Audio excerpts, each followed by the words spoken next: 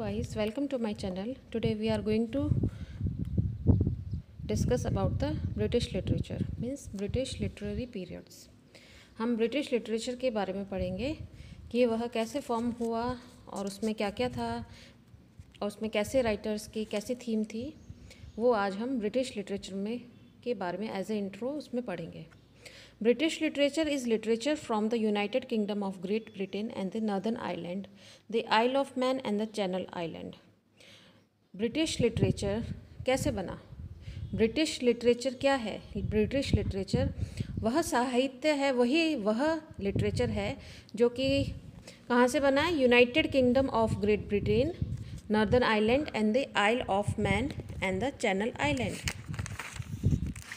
इसी British literature के अंदर हम लोग old English Anglo Saxon period 450 to 1066, middle English period 1066 to 1500, the Renaissance period 1500 to 1600, the new classical period 1600 to 1785, the romantic period कहाँ से लेकर कहाँ तक चला 1785 to 1832, the Victorian period 1832 to 1901,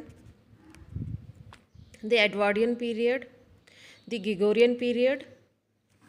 तो ये सारे पीरियड हैं, ये किसके अंदर आते हैं? ब्रिटिश लिटरेचर के अंदर. तो हम धीरे धीरे करके इन्हीं ब्रिटिश लिटरेचर के पीरियड्स के बारे में पढ़ेंगे. ये पॉइंट भी नोटेड, ये इनके नाम हैं, ब्रिटिश लिटरेचर इन पीरियड्स के नाम हैं, ये इनके ईयर हैं, कब से लेकर कब तक ये रहे, ये पीरियड कब से लेकर कब तक चला. तो ये याद करने वाली चीज़ है, ये आपको याद करनी पड़ेगी.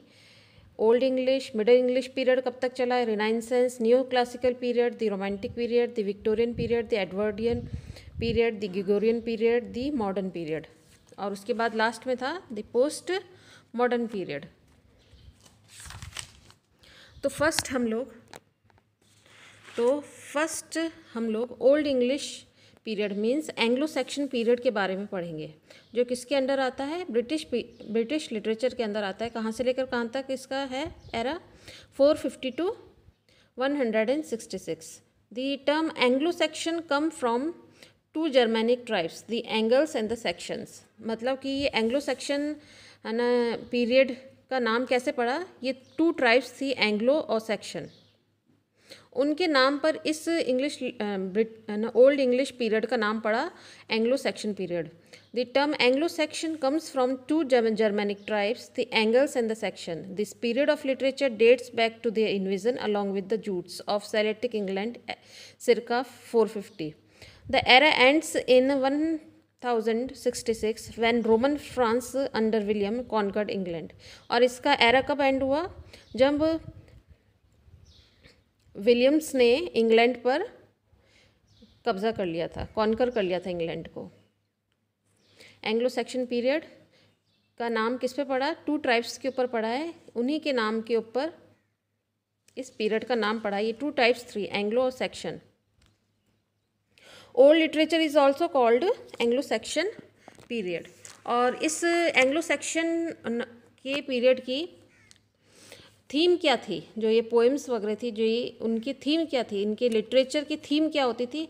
लव फॉर पर्सनल फ्रीडम, क्योंकि ये लोग वाइकिंग्स होते थे, ये लोग सेल्फ इंडिपेंडेंट होते थे, ये लोग खुद से जीते थे, ये लोग हंटिंग करते थे और ना जंगल्स में रहते थे. तो इन लोगों का फॉर्मेट भी इस एरा का ना लिटरेचर फॉर्मेट भी love for personal freedom, responsiveness to nature, क्योंकि नेचर के अंदर रहते थे. रिलीजन, ये लोग अपने रिलीजन के लिए बहुत वो थे. Reverence for womanhood, struggle for glory. Vikings वगैरह ये इसी एरा के अंदर फेमस हुए थे ब्रिटिश लिटरेचर के अंदर. तो एक स्ट्रगल फॉर ग्लोरी मतलब ये लोग अपने नाम के लिए, अपने आप को फेम करने के लिए लोग स्ट्रगल करते थे. फिर Anglo Saxon age is considered to be the starting point for British literature. Anglo Saxon age जो है वह स्टार्टिंग पॉइंट था British literature. They give England its name, its language and its literature. इन्होंने England को क्या दिया? इसका language दिया, इसका लिटरेचर दिया. Before their arrival England was under the Roman Empire. Before their arrival England किसके अंडर था? रोमन एम्पायर के under. The life Anglo Saxon was full of hardship. जो लाइफ इन्होंने एंग्लो सेक्शन, क्योंकि ये लोग हंटिंग करते थे, हंटिंग करके जंगलों में रह के ही अपना गुजारा करते थे, तो इन लोगों की लाइफ बहुत ही हार्ड थी। दी पोएम और एंग्लो सेक्शन पीरियड का फेमस पोएम थी Beowulf, which often begins the traditional canon of English literature, is the most famous work of English literature. ये बहुत ही मोस्ट फेमस वर्क किसका रहा है? बेवुल्फ ना इंग्लिश लिटरेचर का मोस्ट फेमस वर्क रहा है। तो अब जैसे हम लोगों ने एंग्लो सेक्शन, ये लोग हम पढ़ रहे थे old English Anglo Saxon period, उसके बाद हम लोग पढ़ेंगे middle English period, the Renaissance, the new classical period, the romantic period, the Victorian period, the Edwardian period, the Gregorian period, the modern period, the post modern period. तो इन्हीं periods के बारे में हम लोग पढ़ेंगे। अब इसके आगे हम पढ़ते हैं मिडिल इंग्लिश पीरियड। ये कब से लेकर कब तक चला? ये जो ना एंग्लो सेक्शन पीरियड कब ख़त्म हुआ था? 1066। तो वहीं से ही मिडिल इंग्लिश पीरियड शुरू हुआ 1066 to 1500।